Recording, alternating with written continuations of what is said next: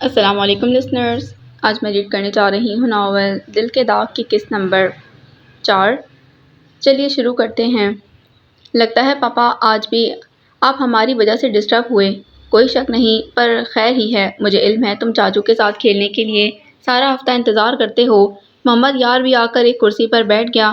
پانی پینے کے بعد اس نے بھائی کو مخاطب کیا، کیا خیال ہے پھر آج سائیکلنگ ہو جائے؟ جو ہارے گا باہر ڈنر کرائے گا۔ چلو ڈن، میں اور گڑیا پارٹنر، تم اور غازی، جو پہلے یادگار پہنچے گا اس کا ڈنر پکا۔ اگلے آدھے گھنٹے میں بی جی اور آغا جی کو اپنا پروگرام بتا کر چاروں اپنے ہیلمٹ وغیرہ پہن کر روانہ ہو گئے۔ غازی اور محمد یار اپنی اپنی سائیکل پر سوار تھے، جبکہ گڑیا احمد یار کی بائیک کے ہینڈل کے پیچھے بندی سیٹ پر اپنا ہیلمٹ اور سیٹ بیلٹ پہنے بیٹھی تالیاں پیٹ رہی تھی۔ احمد یار نے اپنی جیکٹ اور ٹائی اتارنے کے بعد کف کھول کر فولڈ کر رکھے تھے۔ مختلف راستوں سے ہوتے ہوئے وہ لوگ پونے گھنٹے میں اپنی طے شدہ جگہ پر پہنچے۔ احمد یار ان لوگوں سے پہلے آ گیا تھا۔ غازی اور محمد یار کی شکلیں دیکھنے والی تھیں۔ احمد یار نے اپنے سیدھے ہاتھ کا انگوٹھا اور شہادت والی انگلی کھول کر باقی مٹھی بند کر کے ماتھے پر رکھ کر دونوں کو لوزر کا خطاب دیا۔ گڑیا جانی، ذرا اپنے لوزر چچا اور بھائی کے لیے تالیاں بجاؤ، ہم لوگ ڈنر کر رہے ہیں۔ یار آخر کیسے ممکن ہوا؟ 2 بچوں کا باپ ایک بچی کے ساتھ سمیت جیت گیا اور ایک نوجوان ہار گیا۔ ضرور گڑیا، گڈ لک چارم ہے۔ اگلی دفعہ میں گڑیا کا انتخاب کروں گا۔ جو مرضی کہہ لو، ہار تم لوگوں کی ہوئی ہے۔ اب ڈنر کی جگہ کا انتخاب میں کروں گا یا تم لوگ کر رہے ہو؟ جی، یہ اعزاز بھی آپ کو ہی حاصل ہوگا، بلکہ پہلے کوئی جوس وغیرہ پلوائیں، اس کے بعد لے چلیں جہاں بہتر لگے۔ بل میرا بڑا بھائی غازی کا باپ دے گا۔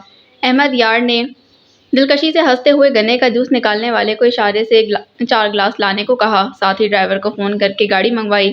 جب تک ان لوگوں نے گنے کا ٹھنڈا ٹھار رس پیا، ڈرائیور گاڑی لے آیا تھا۔ تینوں سائیکل ڈرائیور کے حوالے کیے۔ خود احمد یار نے ڈرائیونگ سیٹ سنبھالی تھی۔ ساتھ والی سیٹ پر محمد یار تھا۔ دونوں بہن بھائی پچھلی سیٹ پر بیٹھ گئے۔ پاپا ہم کہاں ڈنر کریں گے؟ احمد یار نے بیک وے مرر پر سے ایک نظر بیٹے پر ڈالی۔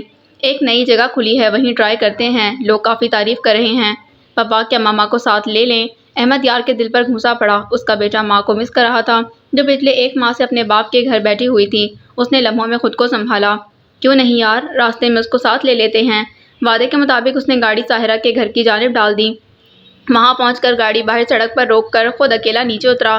تم لوگ یہاں انتظار کرو، میں پتہ کرتا ہوں، نہ جانے وہ گھر پر بھی ہو یا نہیں۔ غازی نے اپنے دونوں ہاتھوں کی انگلیوں کو کراس کیا۔ اندھیرے میں یہ عمل ایک راز بن گیا تھا، ایسا راز جس کا واحد گواہ اللہ تھا۔ چوکیدار نے احمد یار کو دیکھتے ہی سلام کیا اور دروازہ کھول دیا۔ کیسے ہو نور خان؟ اللہ کا احسان صاحب، آپ کیسے ہیں؟ بڑے دنوں بعد آئے۔ بابا لوگ نہیں آئے؟ آئے ہیں، باہر گاڑی میں ہیں۔ کیا تمہاری بیوی گھر پر ہیں؟ جی صاحب جی، اندر ہی ہیں۔ وہ سر ہلا کر آگے بڑھ گیا۔ سب سے پہلے سامنا اپنی ساس سے ہوا۔ وہ سٹنگ روم میں صوفے پر بیٹھ کر فریم ہاتھ میں لیے کوئی کڑھائی کا کام کر رہی تھیں۔ السلام علیکم اماں جی۔ سکینہ بیوی نے آواز سنتے ہی خوشی سے سر اٹھایا۔ وعلیکم السلام۔ سو بسم اللہ، آج میرا بیٹا کیسے راستہ بھول آیا؟ اپنا کام ایک طرف ڈال کر انہوں نے اپنی جگہ سے اٹھ کر اس کا استقبال کیا۔ وہ بھی ہمیشہ کی طرح ان کے سامنے پیار لینے کو جھکا۔ انہوں نے شفقت سے ماتھا چوم کر دعائیں دیں۔ بس آپ جانتے ہی ہیں، آفس کی ڈیوٹی سخت ہے، اوپر سے والد صاحب سے چھٹی نہیں ملتی۔ آج غازی لوگوں کی چھٹی تھی، ان کو ڈنر کرانے نکلا ہوں۔ غازی نے کہا، ماں کو ساتھ لینا، وہ لوگ گاڑی میں ہی ہیں۔ میں نے کہا جو حکم، ابھی قسمت آزما لیتے ہیں۔ ویسے وہ ٹھیک تو ہے، واپسی کا کیا پروگرام لگتا ہے؟ بس بیٹا اس بڑھاپے میں جوان اولاد ذلیل کر رہی ہے۔ میں تم سے بڑی شرمندہ ہوں احمد یار، میں نے اکتا کر اس کو یہ کہہ دیا ہے میرے گھر سے نکل جائے، پر اثر ہی نہیں ہوتا۔ سارا دن کمرے میں پڑی رہتی ہے۔ میں مل لوں؟ کیوں نہیں بیٹا، جاؤ، ہو سکتا ہے تمہیں دیکھ کر ہی کچھ فرق پڑ جائے۔ احمد یار سیڑھیوں کی جانب بڑھ گیا، جبکہ سکینہ بیوی کا رخ باہر کی جانب ہوا۔ وہ آنکھیں بند کر کے بھی چلتا تو عین اس کے دروازے تک پہنچتا۔ دروازہ نوک کیے بغیر وہ اندر آئے تو ساحرہ کی خوشبو نے استقبال کیا۔ اس کی طرف اس کی خوشبو بھی اپنی مثال آپ تھی۔ کمرے کی لائٹ آن تھی، اے سی فل سپیڈ پر چل رہا تھا اور وہ آڑی ترچھی بیڈ پر پڑی سو رہی تھی۔ احمد یار کے قدم وہیں جم کر رہ گئے۔ سامنے پڑی عورت اس کی بیوی تھی، اس کی ملکیت، سر سے لے کر پاؤں تک وہ اس کے وجود پر اختیار رکھتا تھا، مگر دسترس سے باہر تھی۔ مسلسل آنکھ جھپکے بغیر دیکھنے کی وجہ سے اس کی آنکھوں میں جلن ہونے لگی تھی۔ جب برداشت سے باہر ہو گئی تو سیدھے ہاتھ سے آنکھوں کو مسلا۔ بیڈ پر وہ اس کے قریب بیٹھ کر اس پر جھکا، چہرے پر آئی زلفوں کو ہٹا کر پیشانی پر اپنی محبت کے ثبوت کے طور پر اپنے لب رکھ دیے۔ ویسے بھی حسن مسلسل نذرانے مانگتا ہے، مگر ہر کوئی خوش نصیب نہیں ہوتا۔ یہاں کسی کسی کی نیاز قبول ہوتی ہے۔ ایک خیال نے ناک کی طرح اس کے دماغ کو ڈسا۔ جواب میں احمد یار نے ساحرہ کو جھنجھوڑ کر رکھ دیا۔ سارو، ایک بات سچ سچ بتاؤ، کیا کسی اور کو پسند کرتی ہو؟ کیا آج بھی کسی اور کو پسند کرتی ہو؟ کون ہے وہ؟ وہ ایک دم اس کو سامنے دیکھ کر بوکھلا گئی۔ اوپر سے اس کا انداز اور سوال، وہ نفی کرتے ہوئے بولی، احمد تم کب آئے؟ ابھی تھوڑی دیر پہلے آیا ہوں۔ تو میرے سوال کا جواب دو۔ اتنا فضول خیال تمہارے دماغ میں کیسے آیا؟ تم خود غور کرو، دو بچوں کی ماں جو ان سے بھاگتی ہے، شوہر سے بھاگتی ہے، اپنے گھر پر مہمانوں کی طرح دو ایک دن گزار کر ماں باپ کے یہاں ڈیرا ڈالنے لگتی ہے۔ میں یہ بات جاننا چاہتا ہوں، ماضی میں میری زندگی میں آنے سے پہلے تم کسی اور کو پسند کرتی تھی؟ مجھے صرف یہ بتا دو کہ آج بھی تمہارا اس کے ساتھ رابطہ ہے؟ تم مجھ پر الزام لگا رہے ہو۔ تم جانتے ہو مجھے گڑیا کی پیدائش سے ہی ڈپریشن کا مسئلہ بنا ہوا ہے۔ میرے ڈاکٹر سے واقف ہو، حتیٰ کہ وہ ڈاکٹر تمہارا ہی جاننے والا بھی ہے، پھر بھی یہ سب کہہ رہے ہو۔ بچوں سے دور اس لیے رہتی ہوں تاکہ ان کو کبھی کوئی نقصان نہ پہنچا دوں۔ تم آج اتنے دنوں بعد مجھ سے ملنے آئے ہو، یہ سب کہنے آئے ہو؟ احمد یار نے آنکھیں میچ لیں، بالوں میں دونوں ہاتھوں کی انگلیاں پھیر کر خود کو پرسکون کیا۔ سارو، میں بڑا تنہا محسوس کرتا ہوں، مجھے تمہارا ساتھ چاہیے۔ میں تمہیں ہر دن ہر رات میں نہ جانے کتنی دفعہ یاد کرتا ہوں۔ تم سے محبت کا یہ عالم ہے کہ تمہاری بے رخی کے باوجود کسی اور عورت کی جانب منہ کرنے کو دل نہیں کرتا، ورنہ انسان کو باہر کیا کچھ نہیں مل جاتا۔ ساحرہ، میرے ساتھ سچ بولو، میرے بچے تمہارے بچے بھی ہیں، وہ بکھر جائیں گے۔ اگر کوئی اور مرد ہے تو مجھے چھوڑ دو، اور اگر یہ واقعی کوئی سائیکولوجیکل مسئلہ ہے تو ہم ڈاکٹر بدل کر دیکھتے ہیں۔ مسائل کے حل نکالنے سے نکل ہی آتے ہیں، مگر دھوکے کا داغ نہیں مٹتا ساحرہ، اس لیے میرے ساتھ سچ بولو تاکہ میں حل نکال سکوں۔ ایک دفعہ دوست ہی سمجھ کر میرا اعتبار تو کرو۔ ساحرہ کے اندر بیٹھی چور شاطر عورت گھبرا گئی۔ کچھ ماں کی طرف سے ہر روز ملنے والی لان تان کا اثر تھا۔ ابو نے بھی صاف کہا تھا کہ اگر ایک دو دن کے اندر اندر اپنے گھر واپس نہ گئی تو وہ خود چھوڑ کر آئیں گے۔ نہ صرف چھوڑ کر آئیں گے بلکہ سردار احمد یار کو ابراہیم شاہی کی ساری تاریخ اور حال بھی بتا کر ہی آئیں گے۔ اور آج ہی وہ آ گیا تھا۔ وہ جانتی تھی محبت کرنے والا نرم دل انسان ہے، محبت کے دو بول سے بہل جائے گا۔ گہرائی میں کھودنے والی فطرت کا نہیں ہے، اس لیے اس نے والہانہ انداز میں احمد یار کے گلے میں باہیں ڈال کر سر کے سینے پر ڈال دیا۔ خود کو دل ہی دل میں یہ باور کروا رہی تھی، جب منزل کو پانا مقصود ہو تو ایسی ویسی کئی قربانیاں دینی جائز ہوتی ہیں۔ ویسے بھی ابراہیم شاہی بھی تو اس وقت ایک بیٹی کا باپ ہے، وہ بھی تو کسی کے وجود کو استعمال کرتا ہوگا، محبت سے یا نفرت سے۔ وقت اس کی گواہی دے گا، مگر بے وفائی کا مرتکب تو وہ ہو چکا ہے، تو ساحرہ کیوں نہ احمد یار کو مصروف رکھنے کے لیے چھوٹے چھوٹے ڈرامے کرتی رہے۔ ویسے بھی آفر تو وہ کر ہی چکا ہے، اگر کوئی اور مرد ہے تو میں تمہیں چھوڑ دوں گا۔ پر بیوقوف عورت رہی نہ، پھر جذبات میں اپنی عقل کھونے والی مخلوق ہی۔ مرد بھی ایسے صرف جال پھینکتا ہے مچھلی کو قابو کرنے کے لیے، ورنہ کہاں تاریخ نے ایسا مرد دیکھا جو باخوشی اپنی عورت کو صرف اس لیے چھوڑ دے کہ وہ کسی اور کو پسند کرتی ہے۔ پاگل عورت۔ مگر دونوں میاں بیوی کی گفتگو سے بچوں کو اتنا فائدہ ضرور ہوا۔ انہوں نے مہینوں بعد ماں باپ کی موجودگی میں وقت گزارا، کھانا کھایا، یہاں تک کہ وہ واپسی پر بچوں کے ساتھ گھر آئی، گڑیا کو بیڈ ٹائم کہانی سنائی، غازی کے ریسرچ پیپر پڑھے، اس کی حوصلہ افزائی کے طور پر 1000 کا نوٹ اس کی نظر کیا۔ غازی ماں کے گلے لگ کر پیار بٹورنے کی خواہش دل میں ہی لیے اپنے کمرے میں آ گیا۔ وہ اس پر ہی خوش تھا کہ آج ماں گھر پر تو موجود تھی، اور نہ جانے کب تک رہتی، یہ تو اللہ ہی جانتا تھا۔ وہ کس سوچ کے تحت آئی تھی، اس کے ذہن اور دل میں کیا چل رہا تھا، یہ تو آنے والا وقت ہی بتا سکتا تھا۔ ابھی تو وہ باپ بچے اسی پر خوشی سے پھولے نہ سما رہے تھے۔ رات کے آخری پہر ساحرہ نے اپنے پہلو میں لیٹے خوبصورت شخص پر نفرت بھری ایک نظر ڈالی، جس کے بازو اس کے گرد لپٹے تھے، چہرہ ساحرہ کے بالوں میں گم تھا۔ ساحرہ کا ہاتھ اس کے توانا ہاتھ کے نیچے دبا عین اس کے دل پر رکھا تھا، اس کے ہاتھ کے نیچے احمد یار کا دل دھڑک رہا تھا۔ اپنی سوچ میں وہ احمد یار سے مخاطب ہوئی، تم تنہائی کی بات کرتے ہو، میری جانب دیکھو، میرا تو دم گھٹتا ہے، پھر بھی میں مجبور ہوں، اپنے گرد حالہ بنے تمہارے بازو کاٹ کر نہیں پھینک سکتی، ورنہ یقین کرو اتنے ٹکڑے کروں کہ تم گن بھی نہ پاؤ، تمہارے دل کی دھڑکن سانپ بن کر پی جاؤں، تم ساکت بے جان ہو جاؤ، نہ تم میری جانب دیکھو نہ مجھے چھو۔ محبت کا دم بھرنے والے، تم جانتے ہو کہ محبت کیا ہے؟ میں تم سے جتنی نفرت کرتی ہوں بتا دوں تو تمہارا وجود نیلا پڑ جائے۔ اس نے بڑی احتیاط سے اپنا وجود احمد یار کی گرفت سے آزاد کروایا اور ایک کنارے سے لگ کر ٹک گئی۔ زرمین، مجھے لگتا ہے تمہاری شادی میں بڑی جلدی کی گئی ہے، ابھی مجھے کچھ سال اور تم سے اپنی خدمت کروانی چاہیے۔ اچھا ہوا جو شادی ہو گئی، خود تو جناب SSG صاحب مہینوں گھر کا چکر نہیں لگاتے، میں یہاں اکیلی رہوں، اب میں اپنے میاں اور بیٹی کے ساتھ موجیں مارتی ہوں۔ زرمین نے پاستہ لا کر میز پر رکھا، اب اندر سے پینے کو کچھ لینے گئی۔ خوش ہو بھی یا بھائی کو بہلانے کا بہانہ ڈھونڈا ہوا ہے؟ وہ تمہارا خیال بھی رکھتا ہے یا بس اپنے بھائی کی سیاست چمکانے میں ہی لگا رہتا ہے؟ 1.5 لیٹر پیپسی کی بوتل، 2 خالی گلاس لا کر اس کے سامنے رکھتے مسکراتی ہوئی خود بھی کرسی کھینچ کر بیٹھ گئی۔ اتنا خیال تو کرتے ہیں مگر آپ کو نہ جانے کیوں یقین نہیں آتا۔ پھر تم نے اپنا ڈیزائننگ کا شوق آگے چالو کیوں نہیں رکھا؟ دونوں بہن بھائی آمنے سامنے بیٹھ کر پاستے سے انصاف کر رہے تھے۔ آپ کی بھانجی صاحبہ میرے پاس اتنا وقت ہی کب چھوڑتی ہیں؟ اس کے کاموں سے فرصت ملے تو کچھ اور بھی سوچوں۔ جانے دو بھائی، اتنی بھلی مانس تمہاری بیٹی ہے جیسے میں جانتا نہیں۔ کس کے کام تمہیں مصروف رکھتے ہیں؟ بیٹی تمہاری تو اب اسکول شروع کر چکی ہے، تمہارے پاس وقت ہی وقت ہے۔ صاف صاف کہو وقت کا بہانہ ہے، اصل تو اجازت نہیں۔ بھائی، آپ کو نہ جانے کیا وہم ستا رہے ہیں۔ اب تھوڑا بہت کمپرومائز تو ہر لڑکی کو کرنا پڑتا ہے نا۔ میرے بارے میں فکر مند ہونا چھوڑ دیں، میں اپنی زندگی میں بڑی مگن ہوں۔ ہاں، کاش خوش بھی ہوتی۔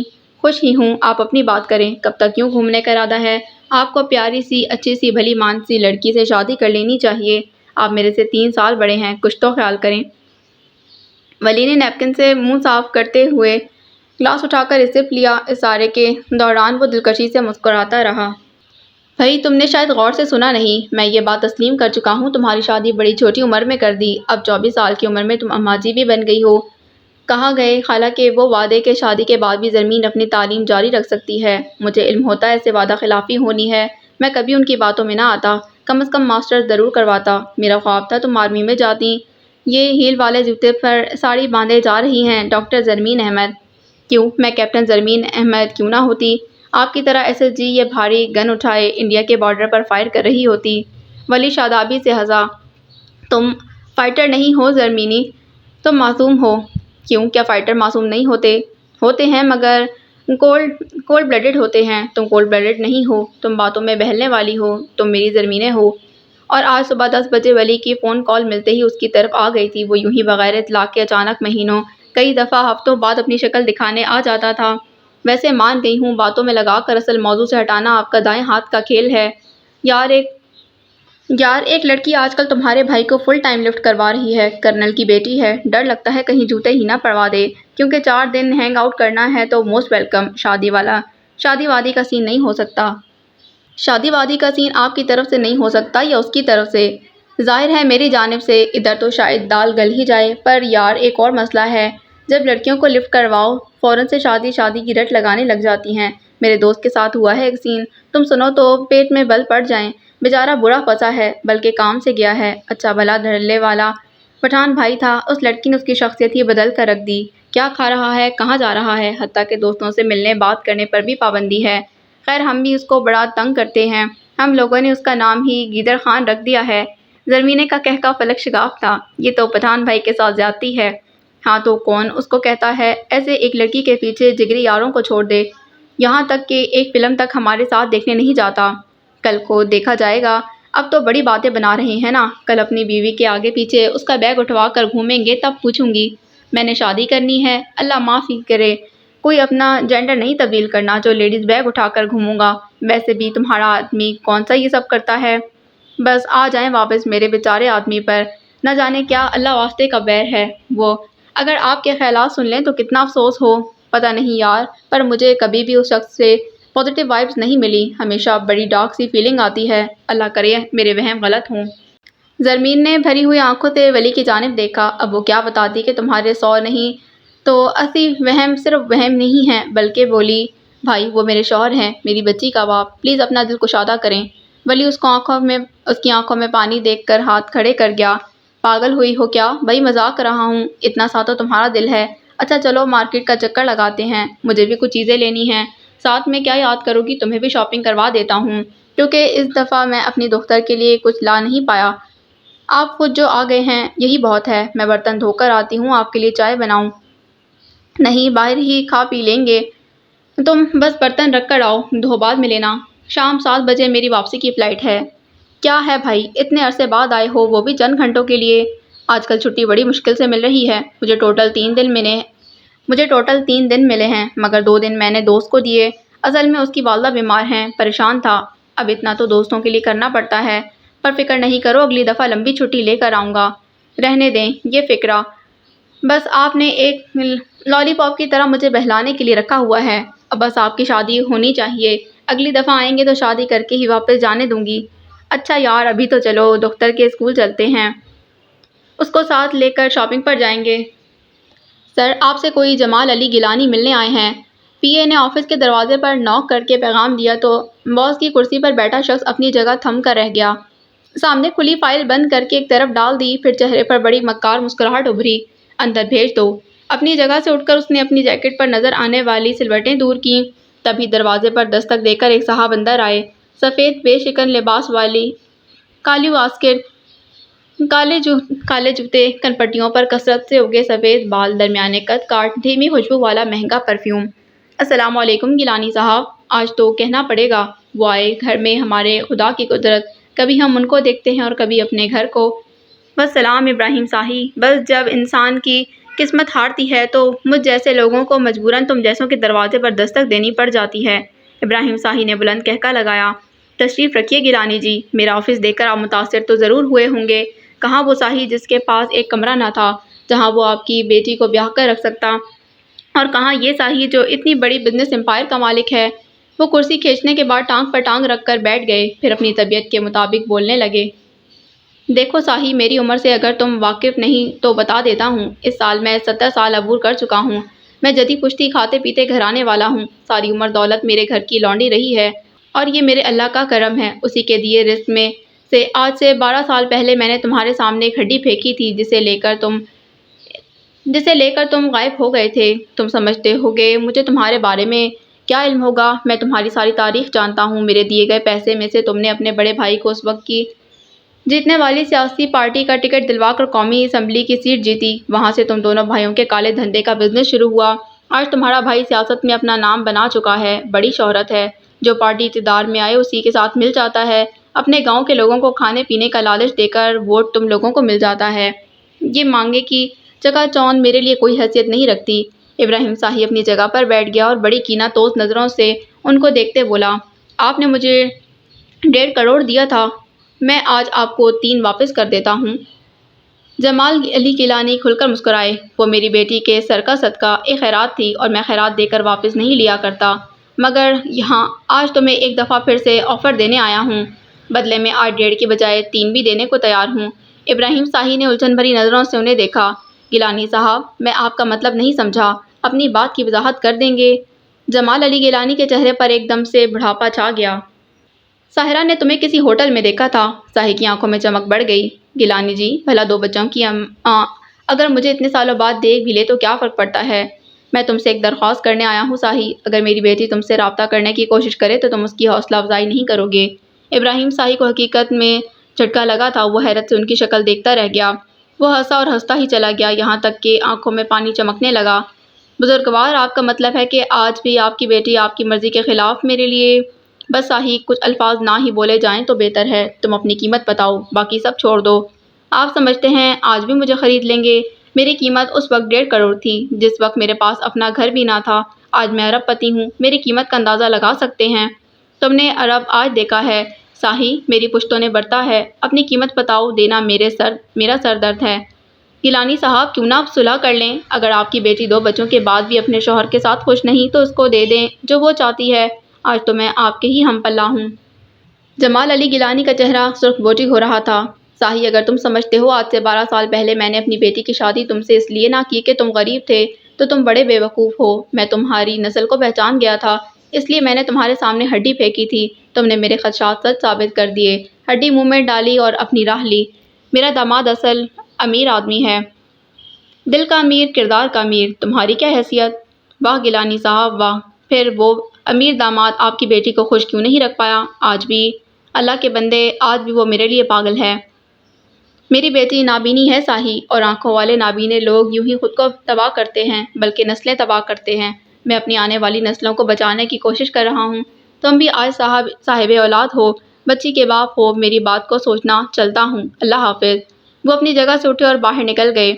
جاتے ہوئے ابراہیم صاحی پر کئی در کھول گئے، اگر وہ کوئی دانش فراست والا انسان ہوتا تو ضرور اس بے بس باپ کی مجبوری سمجھنے کی کوشش کرتا، کس دل سے وہ اس کے پاس آیا ہوگا، بلکہ وہ بالکل اس کے برعکس سوچ رہا تھا۔ ویسے بھی مرد کے انا کو یہ بات بڑی تقویت دیتی ہے کہ کوئی عورت اتنے سالوں بعد بھی اس کی محبت کا دم بھرتی ہو۔ وہ اپنے دماغ میں لائحہ عمل ترتیب دے رہا تھا، مسلسل ہونٹوں پر مسکراہٹ کھیل رہی تھی۔ تم نے واپس کب آنا ہے؟ ظاہر ہے پیپروں کے بعد ہی آؤں گی۔ اب تمہاری وجہ سے اپنی سالوں کی محنت پر پانی پھیرنے سے تو رہی، اور اس سارے وقت میں کیا کروں گی؟ اپنے مریض دیکھنا، تازہ آب و ہوا کھانا، گاؤں کی لڑکیوں سے دوستی کرنا، اپنا شوہر ڈھونڈنا۔ ہاں، وہ تو جیسے کسی گلی کے موڑ پر میرا منتظر کھڑا ہوگا۔ کبھی کبھی مجھے اس پر بڑا غصہ آتا ہے۔ بھلا اگر مجھے اپنے ساتھ رکھنا نہیں تھا تو مر جانا، شادی ہی نہ کرتا۔ وہ دل کوئی 2 نمبر انسان تھا، نہ جانے کس کے گھر میں ڈال کر بھاگ گیا۔ اچھا، اب واپس ڈپریشن میں نہیں جانا۔ میں نے ورثے لوگوں کی ڈیوٹی لگائی ہے، میری غیر موجودگی میں وہ تمہارا خیال رکھیں گی۔ ہاں، میں پیٹر پیتی بچی ہوں نا۔ سچی پوچھو تو شکل سے میٹرک کی اسٹوڈنٹ لگتی ہو۔ نہ جانے کس پاگل نے تمہیں ڈاکٹری کی ڈگری دی ہے۔ وہ دونوں ہاسٹل میں ملنے والا زالے کا کمرہ سیٹ کر رہی تھیں۔ صبح کے 8 بج رہے تھے، لڑکیاں ساری کالج کو نکل چکی تھیں۔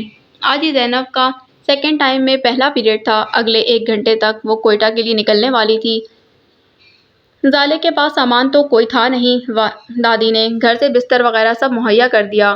اب کپڑے، جوتے اور کئی چھوٹی چھوٹی ضرورت کی چیزوں کی لسٹ بنا کر زینب نے بیگ میں رکھ لی تھی، تاکہ سردار غازان جب اسے چھوڑ کر واپس آ رہا ہو تو زینب ساری چیزیں خرید کر اس کے ہاتھ ہی بھیج دے۔ ویسے زالے، مجھے نہیں لگتا کہ تمہیں یہاں کسی قسم کا مسئلہ ہوگا۔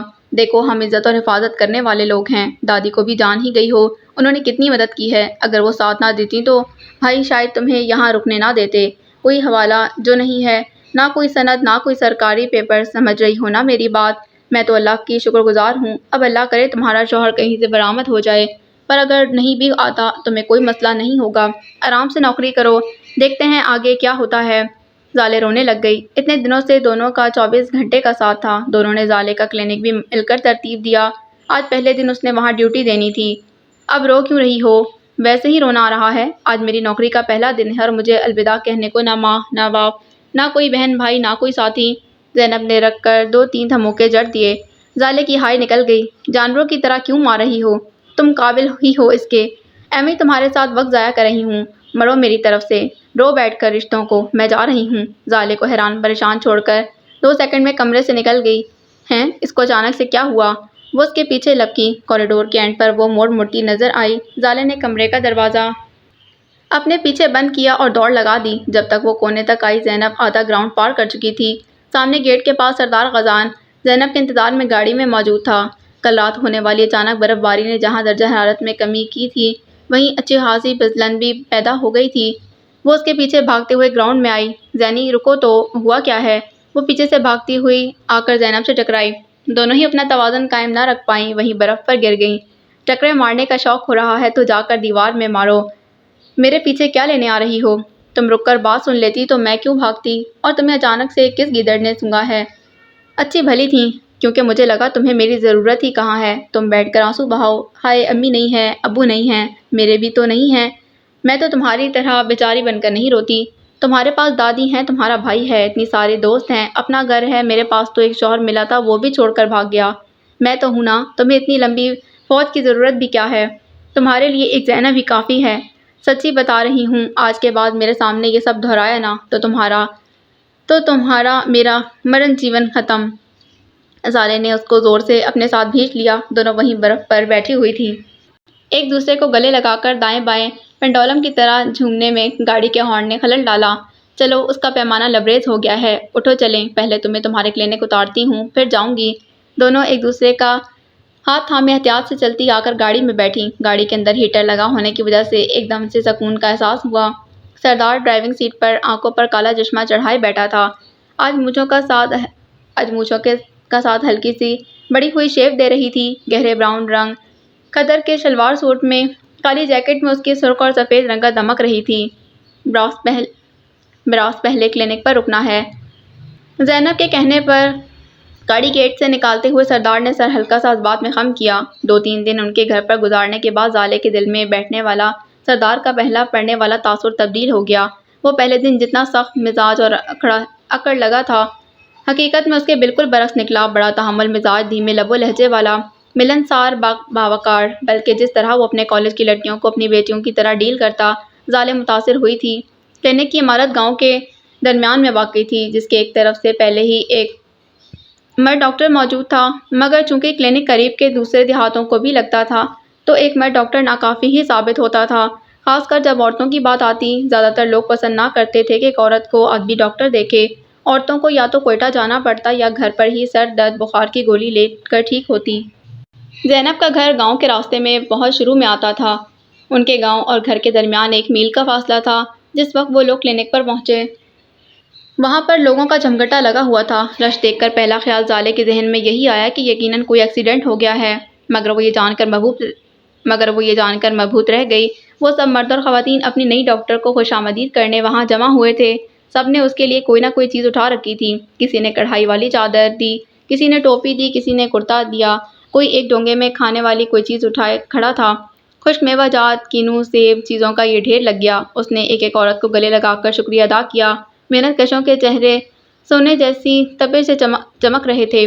ورشے لوگ بھی 1 گھنٹے کی چھٹی لے کر وہاں موجود تھیں۔ تازہ پھولوں کا یہ اتنا بڑا گلدستہ تھا جس میں 1 آدھ گلاب ہوگا، باقی سب جنگلی جڑی بوٹیاں تھیں۔ اس کے کمرے کے دروازے پر بینر لگا تھا، ویلکم ٹو قبیلہ سردار۔ زالے خوش تھی، زندگی میں پہلی دفعہ وہ خوش تھی۔ ہر فکر بھول کر، ہر محرومی بھول کر وہ خوش تھی۔ اپنی خوشی میں یہ احساس نہ ہو پایا کہ کسی کی نظریں مسلسل اس کے چہرے سے چپکی رہیں۔ ان نظروں میں سوچ کی گہری پرچھائیاں تھیں۔ وہ اس کی ایک ایک حرکت کو ازبر کر رہی تھیں، پرکھ رہی تھیں۔ کاش وہ جان پاتی، کاش اس کو اس لمحے کو یہ باور کروا دیتا کہ جس کی تمہیں تلاش ہے ابھی اس لمحے وہ اس بھیڑ میں موجود ہے۔ آگے بڑھ کر اس کو پہچان کر اس کا ہاتھ تھام لو، پھر چاہے کچھ بھی ہو جائے چھوڑنا مت، کھونا مت۔ وہ بہت قیمتی ہاتھ ہے۔ مگر زالے وہیں اپنے نئے ملنے والوں میں مصروف ہو گئی اور وہ اسی طرح خاموشی سے چلا گیا۔ بتاتے کیوں نہیں اس بدنیت انسان کے پاس کیوں گئے تھے؟ سکینہ بی بی کے غصے سے پوچھے سوال کے جواب میں جمال علی گیلانی کا لہجہ شکست خوردہ اور کندھے جھکے ہوئے تھے۔ اور کیا کرتا؟ گھر میں بیٹھ کر انتظار کروں کہ کب میری بیٹی باپ کی میت کو آخری دھکا دے کر قبر میں اتارتی ہے، یا اس دن کا انتظار کروں جب اس شریف النفس انسان کو ساری حقیقت معلوم ہو جائے اور وہ آ کر میرا گریبان تھامے کہ جب اپنی بیٹی کے چلن معلوم تھے تو کیوں اس کو میرے نام کی بیڑی میں قید کیا؟ میں آج کل بڑا پچھتا رہا ہوں سکینہ، میں اندر سے ریزہ ریزہ ہو گیا ہوں۔ نبی پاک صلی اللہ علیہ وآلہ وسلم نے فرمایا، جس شخص کی 2 بیٹیاں ہوں وہ شخص ان کی اچھی تربیت کرے، ان کا فرض پورا کرے، دین کی تعلیم دے، وہ میرے ساتھ جنت میں ایسے ہوگا جیسے ایک انگلی دوسری کے ساتھ جڑی ہوتی ہے۔ میں کتنا بد نصیب ہوں، مجھے اللہ نے 1 بیٹی اور 1 بیٹا دیا۔ بیٹا سعادت مند ہے، حالانکہ بیٹے سے زیادہ مجھے بیٹی سے امیدیں تھیں۔ میں نے کس شوق اور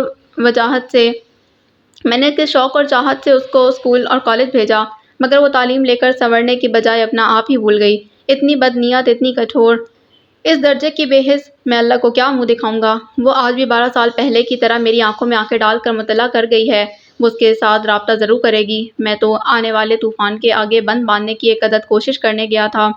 بوڑھا باپ اور ماں دونوں رو رہے تھے۔ میں تو دعا کرتی ہوں اگر اولاد ایسی ہوتی ہے تو اللہ کسی کو صاحب اولاد نہ کرے۔ لوگ تو یہی کہیں گے، ماں نے بیٹی کی یہ تربیت کی ہے، بے وفائی، بد چلنی تو میری نسلوں میں کہیں نہیں ملتی۔ میں نے تو آج تک بغیر ضرورت کے دہلیز سے باہر قدم نہ نکالا، شوہر کی غیر موجودگی میں بھی اس کی دہلیز پر کوئی چیٹا نہیں پڑنے دیا۔ پھر میرے پیٹ سے جنم لینے والی ایسی کیوں نکلی جس کو ماں باپ سے محبت نہ ہو؟ وہ زندگی میں کسی اور کی محبت کا دعویٰ کیسے کر سکتا ہے؟ میں نے اس کو ہر بات کھول کھول کر بتائی، پھر اس پر اثر کیوں نہ ہوا؟ قرآن کہتا ہے ماں باپ کے سامنے اکتاہٹ سے اف کرنا بھی گناہ ہے، تو وہ مجھے اور آپ کو خون کے آنسو کیسے رلا سکتی ہے؟ میں 12 سال پہلے ہی بڑا رو چکی ہوں۔ آج میرے میں اتنی ہمت نہیں۔ اگر اس نے میرے سفید سر میں خاک ڈالی تو میری دعا ہے میرا اللہ مجھے اس زندگی کی قید سے آزاد کر دے۔ جمال علی گیلانی نے اپنے آنسو صاف کیے اور کھڑے ہو گئے۔ تم دعا کرو سکینہ، اللہ کی ذات ہم پر وہ بوجھ نہ ڈالے جس کو اٹھانے کی ہم میں ہمت نہیں ہے۔ سکینہ نے اپنے شوہر کی پشت پر نظر ڈالی۔ کیسا دل دہلانے والا منظر تھا۔ سر جھکا کر سوچ سوچ کر قدم اٹھاتا ضعیف نظر آتا وجود، یہ وہ آدمی تھا جو اپنی برادری اور خاندان والوں کے فیصلے کرتا تھا، ہر بات میں پوری گرج کے ساتھ اپنی رائے دیتا، سچی بات پر ڈٹنے والا، سینہ تان کر سر اٹھا کر چلنے والا۔ آج حالات نے کیسا بابا بنا دیا تھا۔ یہ اولاد کا تحفہ تھا جو حلق میں پھنس چکا تھا، جسے نہ نگلا جا رہا تھا نہ ہی اگلا جا سکتا تھا۔ کھانے کی میز سے اٹھ کر انہوں نے ملازمہ کو کہہ کر جمال صاحب کے لیے چائے ان کے آفس میں بھجوا دی، خود فون سٹینڈ کی جانب بڑھی۔ نمبر ملانے کے بعد ریسیور کان سے لگایا۔ چوتھی بیل پر دوسری جانب سے جواب آیا، السلام علیکم، آپ سردار احمد یار خان کے بیٹے سے مخاطب ہیں، کہیے کیا کام ہے؟ بے اختیار ان کے ہونٹوں پر مسکراہٹ پھیل گئی۔ وعلیکم السلام، آپ بھی اور اس وقت سردار احمد یار خان کی ساس سے مخاطب ہیں؟ دوسری جانب غازی کی ہنسی گونجی۔ یہ ہوئی نا بات، آپ نے ثابت کر دیا کہ آپ میری ہی نانو ہیں۔ میں ابھی آپ کو ہی یاد کر رہا تھا۔ جاؤ منہ دیکھے کی محبت جتانے میں تم باپ بیٹے کا کوئی ثانی نہیں۔ غازی ہنستے ہوئے صفائی دینے لگا، نانو قسم ہے سچ کہہ رہا ہوں، وہ ملازمہ نے پاپا کے کہنے پر ساگ بنایا ہے۔ پاپا کے کسی کلائنٹ نے گاؤں سے بھیجا تھا، ساگ بنایا، اچھا ہے، مگر اینڈ میں جو مکھن ڈالا ہے، نانو کبھی آ کر دیکھیں، اس مکھن کا رنگ ایک دم زرد ہے، جبکہ جو ساگ آپ بناتی ہیں اس کے مکھن کا رنگ ہمیشہ سفید ہوتا ہے۔ یہی بات میں پاپا کو بتا رہا تھا۔ اب تو آ گیا یقین کہ میں آپ کو ہی یاد کر رہا تھا۔ ہاں مجھے یقین آ گیا ہے، تم ساگ اور سفید مکھن کو یاد کر رہے تھے۔ مجھے یاد کرتے تو کم از کم ملنے تو آتے۔ نانو میں تو آج بھی آ جاؤں مگر اسکول کی چھٹی نہیں ہے، پر پاپا نے وعدہ کیا ہے اس دفعہ چھٹی پر ہم دادو کے بجائے آپ کی طرف آئیں گے۔ اگر پروگرام فائنل ہوا نا تو میں چھٹی والے دن صبح ہی آپ کو فون کر دوں گا، آپ میرے لیے چکن مکھنی بنا کر پہلے ہی رکھ دینا۔ کیوں نہیں میری جان، میں آج ہی بنا کر ڈرائیور کے ہاتھ بھجوا دوں گی۔ نہیں، جب میں آپ کی طرف آؤں گا تب بنانا، تب بھی بنا دوں گی۔ اپنے بیٹے کے لیے بار بار ہر روز چکن مکھنی بنانے کو تیار ہوں۔ تھینک یو نانو، آپ کے لیے ایک بڑی سی پپی ہے۔ سکینہ بی بی بے اختیار مسکرا کر بولی، آج کل کیا نئی معلومات اکٹھی کی ہیں، کیا نیا پڑھا؟ نانو آج کل میں خلا کے بارے میں پڑھ رہا ہوں، پاپا نے کتابیں منگوا کر دی ہیں، اس میں ناسا کی سب سے جدید ترین دریافت کے بارے میں لکھا ہوا ہے۔ جب آیا تو کتابیں لے کر آؤں گا، آپ ان میں موجود تصویریں دیکھ کر حیران رہ جائیں گی۔ ضرور لے کر آنا، پر اس سے پہلے والے موضوع کا کیا بنا، کیا پڑھا تھا؟ ہاں یاد آیا، ہیومن باڈی میں جو مختلف سسٹم۔ ہاں جی بالکل یہی تھا، آپ کو پتہ ہے اپنے سارے اسکول کے سامنے میں نے اس موضوع پر سولو ٹاک دی تھی۔ ہماری ہیڈ نے میری تصویر کے ساتھ میرا نام لکھ کر بڑا سا فریم کروا کر اپنے آفس میں لگایا ہے۔ وہ مجھے اپنا اسکول کا اب تک کا بیسٹ اسٹوڈنٹ بولتی ہیں۔ ماشاء اللہ، میرا بیٹا ہے ہی جینیس۔ اب ذرا جلدی سے مجھے بتاؤ کیا مین باڈی سسٹم ہے؟ سکینہ بھی اس کی باتیں سن کر روحانی قسم کا سکون ملتا تھا، اس لیے ہمیشہ بات سے بات نکال کر گفتگو کو طوالت دینے کی پوری کوشش کرتی، جیسے ابھی کیا۔ ٹھیک، تفصیل سے بعد میں بتاؤں گا، ابھی صرف ہیڈ لائنز۔ تو جناب، سرکولیٹری سسٹم جس میں ہمارا دل خون کو سارے جسم میں پمپ کرتا ہے، ڈائجسٹو سسٹم خوراک کو ہضم کرنے والا سارا نظام، ریسپیریٹری سسٹم سانس کے آنے اور جانے کا نظام، کیسے ہم آکسیجن کو اندر کھینچ کر کاربن ڈائی آکسائڈ باہر پھینکتے ہیں، مسکولیٹری سسٹم سارا ہمارے پٹھوں کا نظام اور عمل، سرکولیٹری سسٹم ہماری ہڈیوں کا نظام۔ غازی جان، تمہارا چکن مکھنی بالکل پکا، کل ڈرائیور کے ہاتھ بھیجتی ہوں۔ اگر سچ کہہ رہی ہیں تو میری درخواست ہے کہ آپ خود لے کر آئیں، نانا کو بھی ساتھ لانا، ان کے ساتھ لوڈو کی بازی بھی لگاؤں گا۔ ایسا کریں کل رات آپ ہماری طرف رہیں۔ سچی نانو، آپ لوگ کبھی بھی رات کے لیے نہیں رکتے۔ تمہارے نانا کو کہیں نیند نہیں آتی بیٹا؟ نیند کا تو بہانہ کرتے ہیں نانو، اصل میں انہیں اپنے کتوں کی فکر کہیں رہنے نہیں دیتی۔ آپ کل آئیں، میں ان کو رات کے لیے منا کر ہی دم لوں گا۔ اچھا، جیسے تمہاری مرضی۔ ماما کیا کر رہی ہے؟ اوہ، ماما کی تو کوئی دوست آئی بیٹھی ہے دوپہر سے، بس ان کے ساتھ ہی مصروف ہیں، ڈنر بھی اپنے کمرے میں ہی منگوا لیا۔ اب کون سی دوست آ چمٹی ہے؟ اپنے کو تو کوئی معلومات نہیں، آپ نے ان سے بات کرنی ہے تو بلا لاتا ہوں۔ نہیں میری جان، رہنے دو، اس کو دوستیاں نبھا لینے دو۔ دونوں کے درمیان کچھ دیر کے لیے خاموشی چھا گئی۔ فکر نہ کریں نانو، آج پاپا نے ماما کی ایک نئے ڈاکٹر سے اپائنٹمنٹ لی ہے، انشاءاللہ وہ ٹھیک ہو جائیں گی۔ سکینہ بی بی کے گلے میں آنسوؤں کا پھندا اٹک گیا، آگے بات ہی نہ ہو سکی، مجبوراً لائن کاٹ دی۔ پہلا دن اتنا مصروف گزرا، جب صبح سے لگی خواتین کی لائن ختم ہوئی اس وقت شام کے 6 بج رہے تھے۔ کہاں صبح کے 11 بجے اس نے پہلا مریض دیکھا تھا، تب سے اب تک سوائے چائے کی بریک کے اور کوئی وقفہ نہیں لیا۔ کچھ بڑا ہاتھ موسم کا بھی تھا، برف باری اور پھر درجہ حرارت میں اس قدر کمی نے لوگوں کو دمہ، کھانسی، زکام، بخار کا شکار کیا ہوا تھا۔ زیادہ تر بچے سانس کی بیماریوں اور کھانسی والے آئے تھے۔ اس کی مدد کے لیے ایک 17-18 سال کا لڑکا موجود رہا تھا، جو کہ عام طور پر ڈاکٹر سفیان کے اسسٹنٹ کے طور پر کام کرتا تھا، مگر آج صرف رش اور پھر ضالع کا پہلا دن ہونے کی وجہ سے ڈاکٹر سفیان نے اس کو کلینک کے زنانہ حصے میں بھیج دیا تھا۔ وہ بھی 2 گھنٹے پہلے چھٹی لے کر جا چکا تھا کیونکہ اس کی شفٹ 4 بجے ختم ہو جاتی تھی۔ اپنا سامان سمیٹ کر میز کے دراز میں رکھتے ضالع کی نظر دراز کی زمین پر بچھے اخبار پر پڑی۔ پہلی نظر سرسری تھی مگر کچھ غیر معمولی منظر دیکھتے اس کے اندر گھنٹیاں بج اٹھیں۔ احتیاط کے ساتھ چیزوں کے نیچے سے اخبار کو کھینچ کر نکالا، سارا منظر واضح ہونے پر سیدھا ہاتھ بے اختیار منہ پر چلا گیا۔ کانوں میں سائیں سائیں ہونے لگی، سارے منظر دھندلا گئے۔ کانپتے ہاتھوں میں اخبار کے کترن پکڑے، پھٹی آنکھوں سے ہیڈ لائن کے ساتھ لگی کلر تصویر کو وہ لاکھوں میں پہچان سکتی تھی۔ اس کے اندر باہر وحشت کا بسیرا تھا۔ اس کے پاس تو ہینڈ بیگ بھی نہ تھا جس میں اخبار کو چھپا کر وہاں سے لے جاتی۔ کلینک پر اس وقت کوئی نہ تھا۔ وہ اپنا اسکارف چہرے کے سامنے ڈال کر کلینک سے نکل آئی۔ قدم بڑھانے سے پہلے یہ فیصلہ کرنا مشکل لگا کہ کون سا راستہ گاؤں سے باہر کو جاتا ہے، کیونکہ اسی راہ پر آگے جا کر ہاسٹل آنا تھا۔ اسے پورا یقین تھا کہ یہی راستہ منزل کو جاتا ہے۔ مٹھی میں اخبار دبوچے تیز تیز قدموں سے برف کو مسلتی چلتی چلی گئی۔ گاؤں بہت پیچھے رہ گیا مگر ہاسٹل کی عمارت کہیں نظر نہ آئی۔ بے اختیاری میں بہتے ہوئے آنسوں کو اسکارف کے ساتھ رگڑ کر صاف کرتی، کبھی ناک سے بہتے پانی کو صاف کرتی۔ 5 منٹ مزید چلنے کے بعد ایک موڑ کاٹ کر قدم آگے بڑھایا ہی تھا کہ قدموں کے نیچے ایک دم سے کوئی سطح نہ آئی۔ جب تک صورتحال کا اندازہ ہوا، اس کا نچلا دھڑ سارا برف میں دھنسا ہوا تھا۔ فوری طور پر اپنے بازوؤں پر وزن ڈال کر اپنے آپ کو اوپر اٹھانا چاہا تو دل دہلا دینے والا ادراک ہوا کہ وہ باہر کو آنے کے بجائے اور نیچے گئی تھی۔ مزاحمت چھوڑ دی، پہلے بے یقینی اور وحشت سے حواس پر چھائی ہوئی تھی، اب خوف نے پوری شدت سے حملہ کیا۔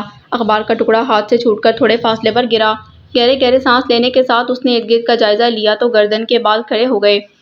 وہ ایسی جگہ پر موجود تھی جہاں اطراف میں اونچے برف سے ڈھکے پہاڑوں کے سوا کچھ نظر نہ آیا، نہ چرند پرند، نہ کوئی بشر۔ خاموش ماحول میں کبھی کبھی برف گرنے سے تھوڑی ارتعاش پیدا ہوتا اور بس۔ وہ یقیناً غلط راستہ اختیار کر چکی تھی۔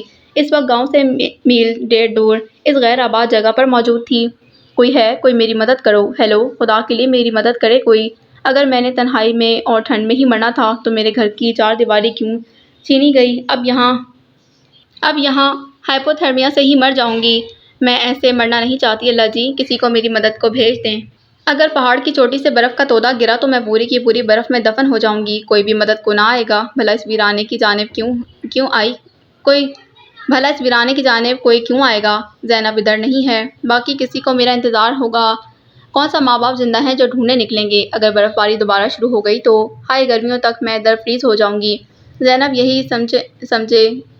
یہی سمجھے گی کہ لاہور واپس چلی گئی ہوں گی۔ اس کو کیا خبر ہوگی کہ راستہ بھٹک کر مر گئی ہوں؟ یا اللہ، غلطی میری ہی ہے۔ گھر پر موت سامنے آئی تو میں نے بوا کے کہنے پر آ کر دوڑ لگا دی، وہاں سے بچی۔ آگے ایک ویران اور تاریک گھر میں خوف اور بیماری کے ساتھ موت کا انتظار کیا۔ ادھر ذہنی نے بچا لیا، اب کوئی بھی نہیں بچائے گا۔ میں آپ کے حوالے اللہ جی، کہیں عزرائیل کو آئے نکال لیں، جان سے آفا ہی مکے۔ آسمان سے اونچی آواز میں بات کر رہی تھی جب اچانک نیم اندھیرے میں درختوں کے درمیان ایک ہیولا دکھائی دیا۔ رہی سہی جان نکل کر لبوں پر آ گئی۔ ہائے، اب میرا گوشت جنگلی جانور کھائیں گے۔ کوئی قبر ہوگی، نہ کوئی ہل ڈالنے والا آئے گا۔ آنکھیں بند کیے زاروں کے تار روتے کلمہ پڑھ رہی تھی جب برف میں چلتے قدموں کی آواز عین اس کے چہرے پر آ کر رکی۔ سارا جسم ٹھنڈ سے کم خوف کے مارے زیادہ کپکپا رہا تھا، دانت ایک دوسرے میں بج رہے تھے۔ آنکھیں کھول کر اپنی موت کو ایک نظر قریب سے دیکھنا چاہا تو سامنے کسی جنگلی بلی یا بلے کی بجائے ایک کالے لباس والے نقاب پوش کو دیکھ کر حرک سے فلک شگاف چیخ برآمد ہوئی۔ سارا جسم ہلا جس کی وجہ سے 1-2 انچ اور برف میں گھس گئی۔ آنکھیں پھاڑ کر گھوڑا۔ گرم اونی نقاب میں صرف کالی آنکھیں اور سرخی مائل گلابی لب جھانک رہے تھے۔ کالے ٹراؤزر کے اوپر کالی ہی موٹی جرسی پہنی ہوئی تھی۔ اس کے سامنے ہاتھ میں ہاتھ ڈالے گھٹنوں کے بل بڑے سکون سے بیٹھ کر زالے کا جائزہ لیا۔ شور تو تم ایسے کر رہی ہو جیسے نارتھ یا ساؤتھ پول کے کسی گلیشیئر میں پھنس گئی ہو جہاں کا درجہ حرارت -55 یا 60 کے قریب ہے، اور تمہارے پاس آ جا کر 2-3 منٹ بچتے ہیں کلمہ پڑھنے اور توبہ کرنے کے۔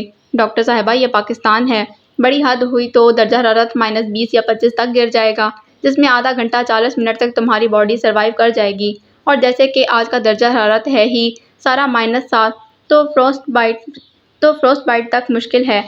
کہاں ہائپوتھرمیا، زیادہ سے زیادہ یہ ہو سکتا ہے ٹھنڈ لگ جائے، وہ بھی انڈے سوپ وغیرہ لینا ٹھیک ہو جاؤ گی۔ زالے کا وجود یکدم ساکت ہو گیا، کپکپاہٹ بھی ختم ہوئی۔ تو تم وہی ہو، میں تمہاری آواز پہچان گئی ہوں، وہی باریک آواز تھی۔ واہ، نام تو تمہیں میرا یاد نہیں، آواز کیسے یاد رہی؟ تم نے مجھے اپنا نام بتایا ہی کب تھا؟ آواز میں خواہ کی ڈانٹ جو کھائی تھی میں نے اب تک تمہیں ایک دفعہ بھی نہیں ڈانٹا۔ ویسے بھی ڈانٹا بچوں کو جاتا ہے۔ اگر مجھے ابھی تک تمہاری ڈانٹ کے بجائے پیار ملا ہے تو اللہ معاف دے، ڈانٹ کیسی ہوگی؟ نقاب کے پیچھے وہ مسکرایا، اس کے چہرے کے قریب جھکا۔ تم یہاں پر ایک بات جان لو، تم نے ابھی میرا پیار بھی نہیں دیکھا۔ اس کی نظروں میں چمکتی شرارت کو دیکھتے زالے کو اتنی سردی ہونے کے باوجود پیشانی پر پسینہ آ گیا۔ وہ نظریں کسی قاتل کی نہ لگ رہی تھیں۔ زالے کے دل میں خواہش آئی کاش وہ اس کا چہرہ دیکھ سکتی۔ اس نے زالے کو دونوں بازوؤں سے تھام کر کھینچا اور اگلے سیکنڈ برف کے بستر سے نکال کر باہر کھڑا کر دیا۔ باہر نکلتے ہوئے زالے نے آؤ دیکھا نہ تاؤ اس پر جھپٹ پڑی۔ 2-4 مکے ہی پڑے ہوں گے جو وہ مروت میں کھا گیا، مگر جب زالے کا ہاتھ اس کے نقاب کی جانب بڑھا اس کو ایکشن لینا پڑا۔ دونوں ہاتھ مضبوط گرفت میں لے کر زالے کی کمر سے لگا دیے، خود وہ اس کی پشت کی جانب کھڑا ہو گیا، زالے کا سر اس کے سینے کے اوپر رکھا، ایک ہاتھ سے اس کے ہاتھ پکڑ کر دوسرا ہاتھ کمر میں ڈال کر اس کے احتجاج کو روک رہا تھا۔ مار کیوں رہی ہو؟ اور یہ ساری انرجی برف سے نکلنے میں کیوں نہیں صرف کی؟ ادھر تو بڑے آرام سے کلمے پڑھ کر موت کے فرشتے کے سامنے سرنڈر کیا جا رہا تھا، اس کو اسی طرح لے کر واپسی کی جانب بڑھا۔ موڑ کاٹتے زالے کی نظر تھوڑی دور کھڑی گاڑی پر پڑی۔ وہ وہی گاڑی تھی جس میں اس نے لاہور سے کوئٹہ تک کا سفر کیا تھا۔ اب تو پکا کنفرم ہو گیا کہ یہ وہی آدمی تھا۔ غصہ و تکلیف تو تھی مگر زالے کو یکدم تحفظ اور سکون کا احساس ہوا۔ پیسنجر سیٹ پر اسے ڈال کر خود دوسری جانب سے آ کر ڈرائیونگ سیٹ سنبھالی تھی۔ جب زالے نے ایک دفعہ پھر اس کے نقاب پر حملہ کرنا چاہا مگر ہاتھ درمیان میں ہی روک دیے اور وہ ایک دم غصے سے دھڑا۔ ہاتھ مت چلاؤ، انسان بن کر منہ سے بات کرو ورنہ مجھے بھی جانور بن کر بات کرنی پڑے گی۔ وہ بالکل متاثر نہ ہوئی، بلبل بہتے آنسو صاف کرتے بڑھائی ہوئی آواز میں بولی، پہلے تو جیسے بڑے انسان ہو۔ جب میں تمہیں اس گھر میں چھوڑ کر گیا تھا تو تم نے ادھر رہ کر میری واپسی کا انتظار کیوں نہیں کیا؟ ایک غیر اور انجان لڑکی پر بھروسہ کر کے اٹھ کھڑی ہوئی۔ تو کیا تم میرے اپنے ہو؟ کیا میرے خیر خواہ ہو جو اپنا چہرہ بھی نقاب میں چھپا کر سامنے آئے ہو؟ میری بوا نے تم پر بھروسہ کیا تھا، تم نے وعدہ خلافی کی اور مجھے ایک انجان شہر میں مرنے کو اکیلا چھوڑ دیا۔ میرے پاس یہ شکوے شکایتیں سننے کا وقت نہیں ہے۔ یہ گاؤں ہے، تمہاری غیر موجودگی کی خبر ہر طرف پھیلتے ہی یہ لوگ تمہیں ڈھونڈنے نکلیں گے۔ میں تمہیں رہائش کو جانے والی پگڈنڈی پر اتار دوں گا، کوئی پوچھے تو کہنا راستہ بھول گئی تھی وغیرہ۔